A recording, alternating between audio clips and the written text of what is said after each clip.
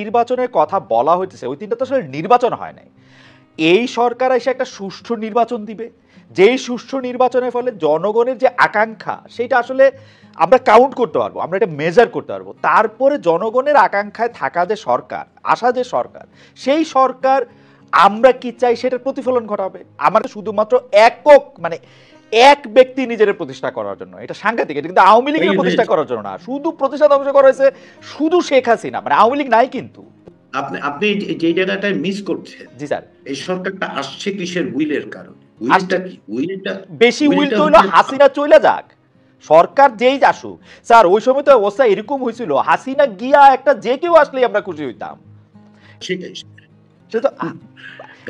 Sir হাসিনার জায়গাটা এরকম ছিল, হাসিনা উঠা গিয়া স্যার আমরা এরকমও কইতে মানুষের, আমি চাই না কিন্তু মানুষের এরকমও কইতে শুনছি এখন আর্মি আসুক, উমুক আসুক, তুমুক আসুক, আমরা কেয়ার করি না, হাসিনা যাক। ব্যাপারটা উইলটা ছিল হচ্ছে এই পর্যন্ত, যে কোনো ভাবে যাক। এমন কি স্যার এটা বলা উচিত না তারপর মইরা যাক, এগুলিও শুনছি।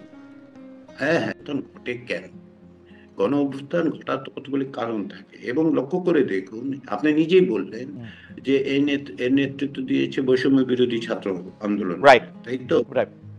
ওরা যখন শহীদ মিনারে ঘোষণা করে তারা কি বলেছিল এক দফায়, তারা কি বলেছিল? অন্তর্বর্তী সরকার চায় এবং একটা নতুন রাজনৈতিক বন্দোবস্ত চায়। সেটা শোনার পরে লোকজনকে বাড়ি চলে গিয়েছিল যে না, ওরা তো রাজনৈতিক বন্দোবস্ত চায়, আমি চাই শুধুমাত্র শেখ হাসিনা সেখান থেকে মুক্তি।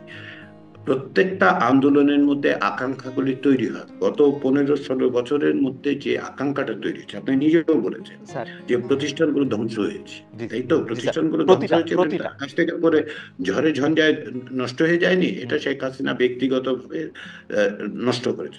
আমি আপনার কথা ধার করে বলি, এটা সব জায়গায় আপনি কোথায় জানেন এটা লিখছেন, প্রতিষ্ঠান এক ব্যক্তি নিজের প্রতিষ্ঠা করার জন্য, এটা সাংঘাতিক। এটা কিন্তু আওয়ামী লীগের প্রতিষ্ঠা করার জন্য না, শুধু প্রতিষ্ঠান ধ্বংস করা হয়েছে শুধু শেখ হাসিনা, মানে আওয়ামী লীগ নাই কিন্তু, 15 বছর আওয়ামী লীগ নাই, শুধু শেখ হাসিনা।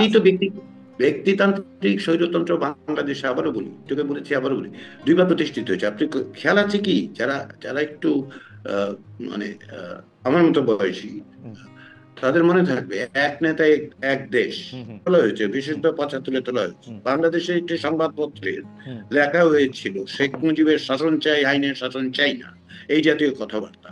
তো সেগুলো তো আমরা জানি। এটা আপনি যদি বলেন যে ভোটের কথা বলছেন, তো তিনটা নির্বাচন দেখেন নাই?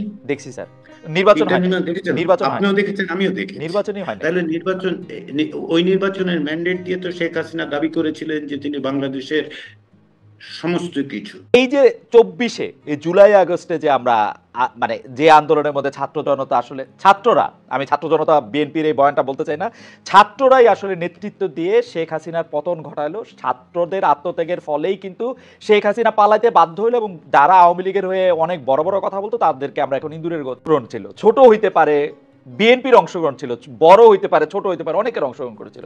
কিন্তু উনারা ক্ষমতায় গিয়ে, এই বৈষম্য বিরোধী ক্ষমতায় গিয়ে তারা যে তাদের মতো করেই সংস্কারের কথা বলতেছে, তাদের মতো করেই সংবিধানটাকে চালাইতে বলতেছে, এই ম্যান্ডেট তাদের কে দিল? তারাই ম্যান্ডেট কই পাইলো? না না না না না, এক্ষেত্রে খালেদ বুঝতে আপনি ভুল করছেন।